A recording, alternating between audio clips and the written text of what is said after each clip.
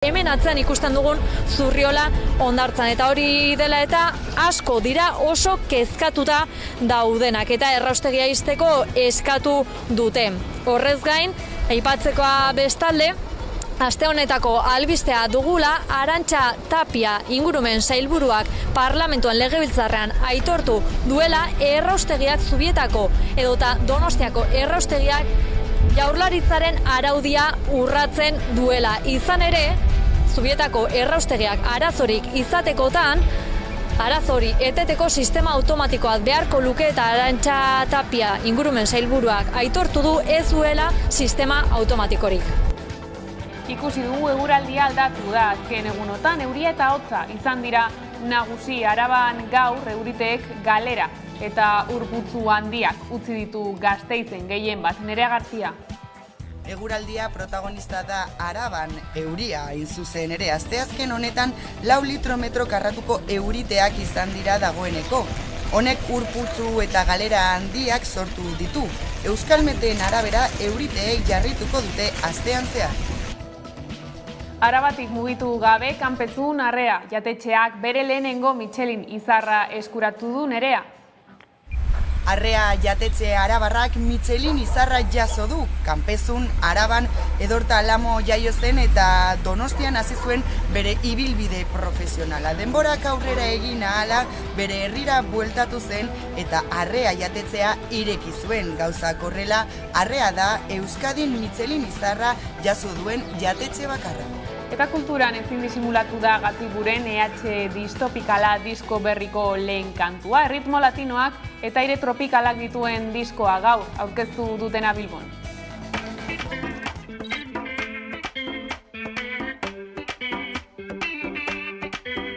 EH Distopikaleko nondi norakoak apurtxu bat dire, disko alai bat, gitarra latino tropikal afrikarren kutsuagaz, erritmo biziak, elektronika pixka bat, dantzagarria, distopikoa. Azkenengo kontzertu handietan, aize sekzioa egonda, perkusioa ere duela urte askotik ari gara sartzen, ez beti aldanean, baina ideia orain da, hori aize sekzioa, perkusioa eta artilleria guztia gaz, bai.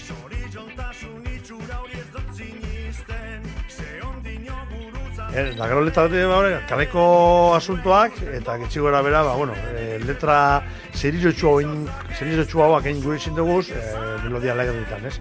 Eta kontraste hori tropetan alegin jo gara, eta ondo gondala.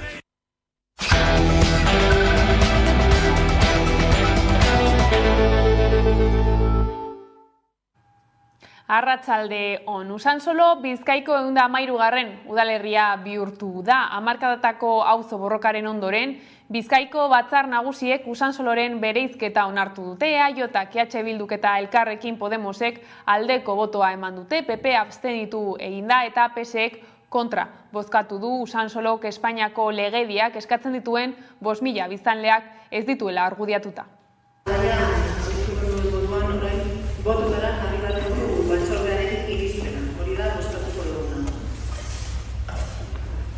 Bozkatu dugu, emaitza horren bada, guztira berro eta beratzi botu dira, baiezkoak izan dira bota berritzi, ezezkoak izan dira sortzi, abstentzioa bi, beraz, onartutako batzordeko irizpena eta ondoen herria Usantzolo herria. Jarraian, boto azalpen izanara izango gara, talde izanara, txikitik handira.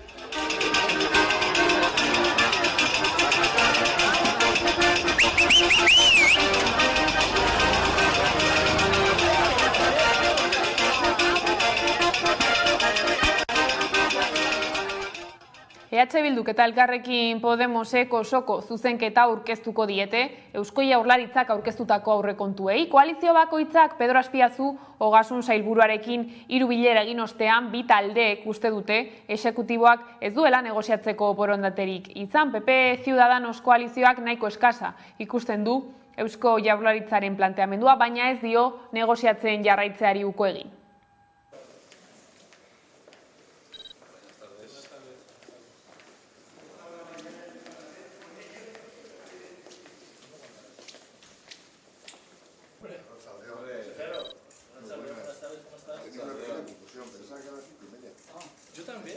Hirugarren eta azken bilera izan dugu EH Bildurekin eta Elkarrekin Podemosekin bi alderdiek alde bakarrez utzi baitute aurrekontuen negoziazioa. PP Ciudadanosek bihar bere jarrera azaltzeko konpromisoa hartu du.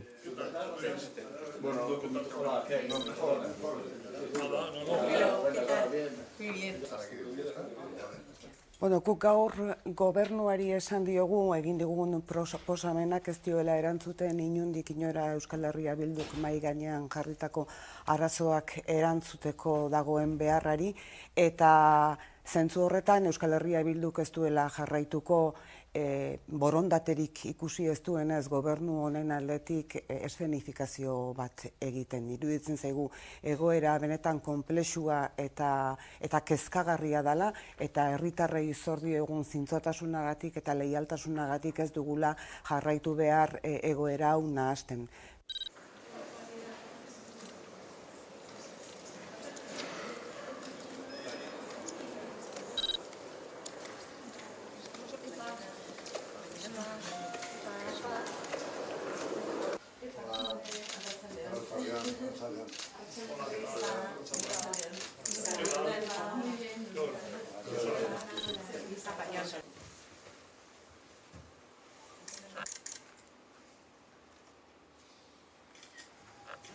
Nazioartera begira Erresuma Batuko Gorte Gorenak ukatu egin du Eskoziak bere etorkizuna erabakitzeko duen eskubidea. Gorte Gorenak aho batez ebatzi du Eskoziako parlamentuak ez duela erreferendum berri bat antolatzeko legeak egiteko almenik. Gainera defendatu du kontsulta izaera izan arren ondorio politiko garrantzitsuak izango lituzkela eta gai erreserbatu bati eragiten diotela. Josu Etxaburu gure eskuren bozeramaileak balorazio bat egin du asteazkenean Bilbon, ziurtasun osoa dugu Eskoziarrek bigarren erreferenduma egingo dutela esan du.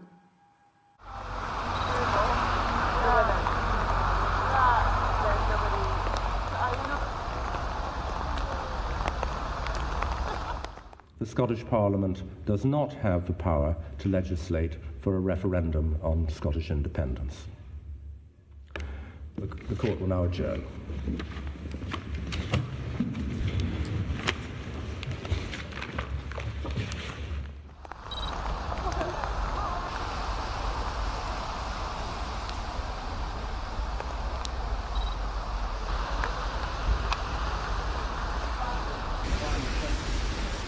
Eta ziur gaude, gaur espada bihar berriro erreferenduma gauzatuko dutela.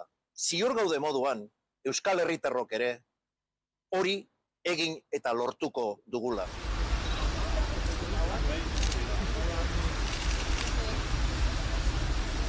Alde batetik, autodeterminazioaren auzia Europa mailan ere jokatu behar dela, eta Europak ere baduela horren inguruan zeresana berresten dugu. Jaurlaritzak amaitu gabe utzi du Ezkioko HT-ren geltokia. 6 urteko mantentze lanak aurrezteko berez Ezkioko HT-ren obrak amaituta izan beharko luke iragan otsailean, baina atzerapenak medio oraindik amaitzeke dago. Jaurlaritzak erabaki du geltokia eraikitzeko kontratua bertan behera uztea. 16 urte igaro dira abiadura handiko trenaren obrak hasi zituztenetik, eta HT-an erakundek ezarritako dirua handituz joan da. Dagoeneko azpiegitura horren gasto 5.000 milioi euro ingurukoa da Araban, Bizkaian eta Gipuzkoan. Gipuzkoako zatearen lanez Euskal Trenbide sarea arduratzen da.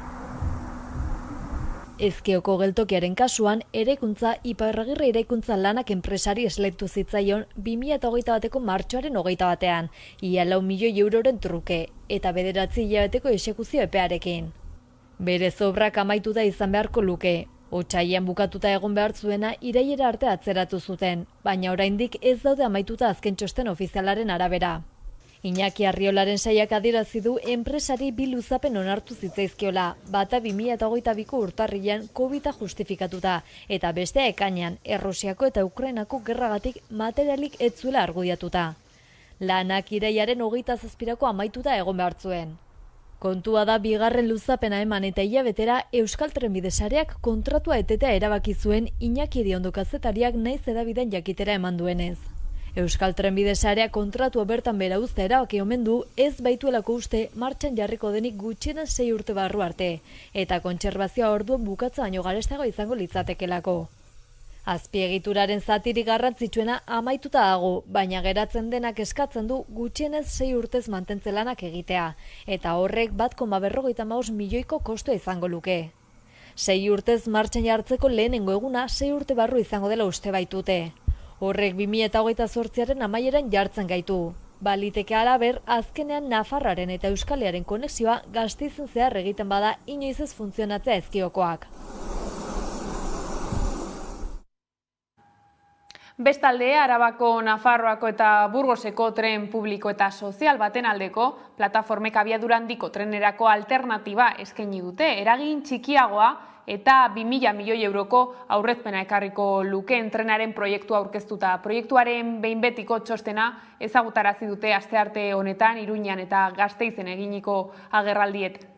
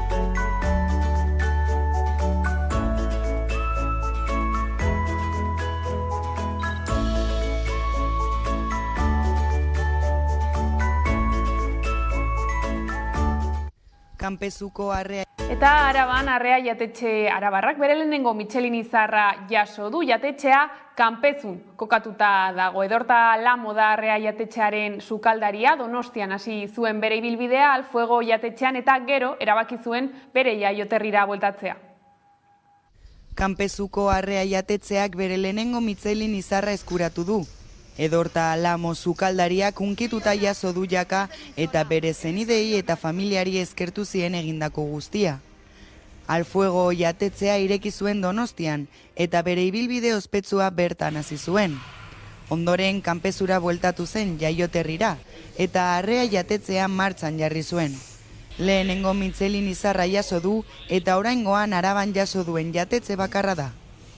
Bueno, poses handiarekin, azkenean hau gu arrearentzat, taldearentzat, edortarentzat, familiarentzat eta Kanpezu eta mendealde osoarentzat sorionez pilo bat eta asko posten gara eta hori oso posik. Dakagun bidea ja lan egiten dugun moduan eta holan, bai, azkenean da gure lana eta beste aldetikan, gauza hauek etortzen dienean eta ez dago gure euskuz. Arrea jaio zen duela pilo bat edortaren buruan. Beraz zegoen Donostin, Afuego Negronekin eta holan, eta beti bere ideia izan zen bere herrira berriro bueltatzea, eta eki genuen ja huelen gumea, eta historia ja zen beste bizi modu bat egotea, ja beste modu batean bizitzea, eta hor hasi zen, gero ja behiratu zuen etxe bat bizitzeko, jatetzea montatzeko eta holan, eta mendealdea pixka defendatzeko. Dakagu plater berezi bat, gure ideia eta gure filosofia da, pixkat hemen kultura gastronomika egon dena eta hori defendatu, baina batez ere movimentu furtiboa defendatu eta bai kangrejoa, bai usoa, bai basurdea, eta tradizional plater asko defendatu eta Sí, somos aquí del pueblo y hemos estado en la red, hemos ido varias veces y eso hemos disfrutado ahí en varias ocasiones, desde el principio. Le sitúa un poco a Campezo en el mapa, ¿no? Entonces, supongo que para el pueblo muy bien. Y se nota que viene gente de fuera a comer exclusivamente a Campezo. Dios, sí, muchas. Sí, pero que muy bien, ¿eh? Se lo merece de verdad. Ondo, posi. Azkenean berriz ere, nolabait mapan jartzen gaitu ere bai, herri txiki bat holan jartzea, eta gero laguna ere delako, eta bere gaitu kostutzea, beragatik eta familiagatik, klaro. Niri piloa gustatzen zain, ni bere fan bergoan bat naiz, orduan, badakit mundu guztiaren txatagian ez dela. Ez dela, jende guztiari igual ez eskiolako gustatzen, eiza produktuak edo tabar, ez? Baina egiten duena oso egiten du. Elak prentsaurrekoa eskaini du asteazken honetan Bilbon, prekarietatearen aurkako kanpainaren barruan egindako inkesten emaitzen berri emateko. Emakumeen kontrako indarkeriaren aurkako nazioarteko eguna dela medio, Elak ekitaldi bat ospatuko du ostiralean, bertan aguraingo harresi aretoan sexu jazarpena pairatu duten 3 emakumeren testigantzekin. Izen ona, jabearena edo lankiderena zikindu dutelako. Ikusezina da. Deustuko Unibertsitatearen ikerketa baten arabera, lantokietan ematen den sexu jazarpenaren 82% gabetasun horrekin bukatzen. Berdintasun formala, instituzionala, legala bai, baina berdintasun errealaren beharra dugu batez ere sexu jazarpen kasu hauei aurre egiteko. Gaurko egunean, sexu jazarpenaren inguruko datu gorri batzuk argitara eman nahi ditugu. Lehenengo aldia da ere datu hauek ematen ditugula. Datu propioak dira. Jazarpena identifikatzeko inkesta sakon bat sortu dugu. Sexu jazarpen mota eta maila ezberdinak detektatzeko. Datozen hilabeteetan, inkesta hauek betetzea sustatuko dugu ahalik eta lantoki gehienek. Ondorioz ateratako datu batzuk eta Elaren aldarrikapenak zeintzuk diren sexu jazarpenari dagokionez. Azkenengo hilabetetan garrantzitsua da azpimarratzea hau izebergaren punta besterik ez dela. Hau da, datu honek ez du esan nahi, gainontzeko sektoretan sexu jazarpen. Hainbat sindikatuk greba eguna deitu dute azaroaren 28-rako Korreos posta zerbitzu publikoan. Sindikatuek ohar bateratua atera dute, bertan azaldu dutenez, grebara jotzea erabaki dute lan hitzarmen kolektiboaren eta funtzionarioen akordioaren negoziazioan aurrera egitea ezinezkoa delako.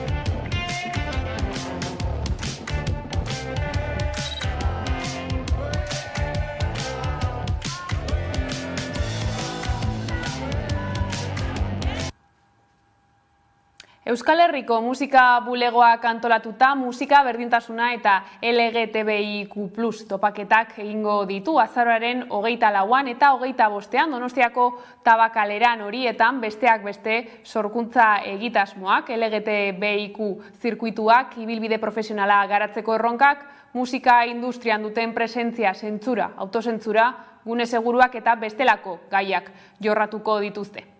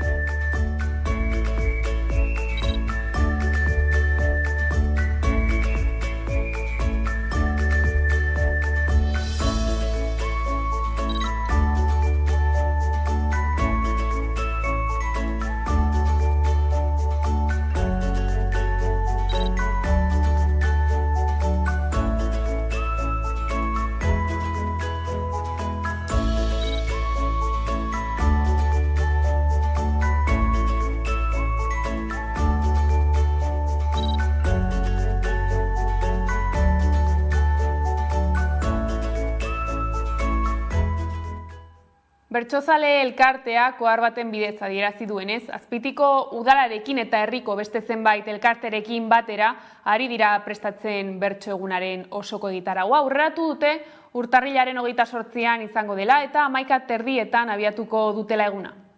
Txiki geratu da Leidorko holtza, etzegon hilara motza, ta geldi egoteko hotza, bertsoz eskertu nahi dizuegu minutu bakoitza.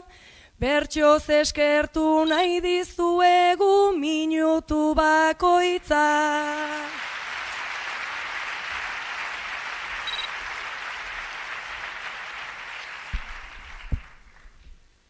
Nik uste nuen atariko hau Gipuzkoar mito bat zela, ta entzuleak kontratupeko figuranteak zirela.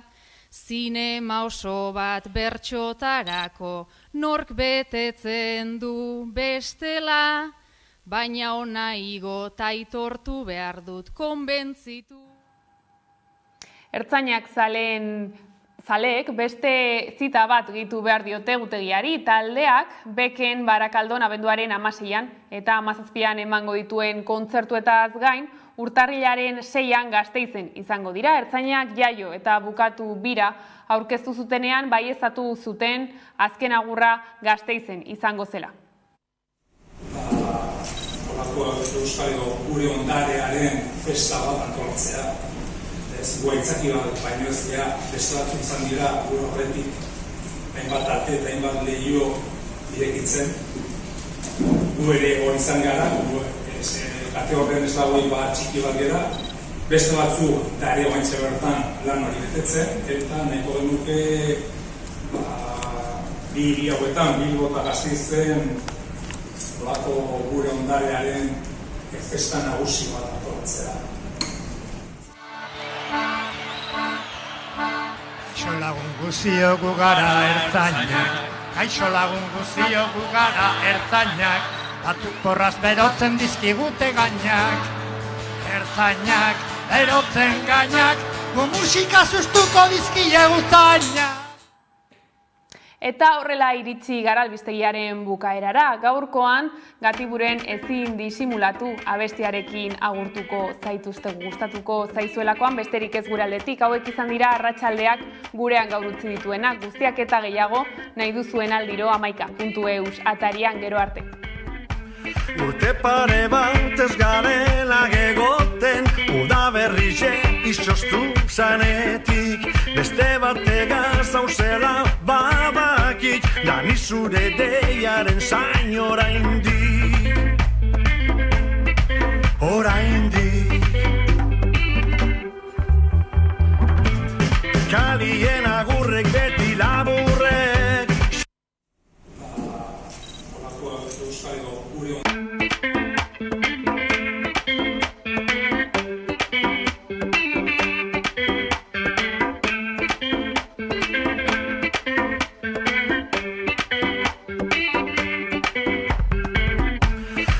pare bat ez garela gegoten, udaberrixe izoztu zanetik, beste batega zauzela babakik, dani zure deiaren zain oraindik, oraindik. Kalien agurrek beti laburrek, zorizontasun itxura hori ez dut zinizten, ze ondino gurutzatzen garenien, zue ikusten dut, zure begitzetan, bizotzak ez dugu zurrik ezaten. Inoiz, 150 jartzen da nien, da ezin disimulatu, erregegi